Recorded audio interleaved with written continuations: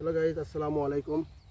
আমি আসলাম কিছু আলি পিস লাগাবার। এই ক্ষেত্রে আমি শস্য বুনছি, এই যে দেখছেন শস্য বুনছি। তা শস্যের পাশে কটা পেঁয়াজ আমি লাগাই রাখতেছি, যে বাড়িতে আমরা টুকটাক পিজের কালি পাতা খাইতে পারি এই কারণে।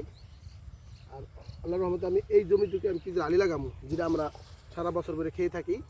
এই দেখছেন এই পিসটাতে আমি আলি লাগাবো, তাই আমার প্রয়োজন মতো আলি লাগাবো। তাই আমি একটু এই পিসটা এই যেটা এখন যে পিসটা এখন লাগাইতেছি, এই পিসটা তাড়াতাড়ি উঠবো। আর ওই আলি পিসটা হলো আরও 1-1.5-2 মাস 2.5 মাস পরে ইনশাল্লাহ ওটা লাগানো হবে।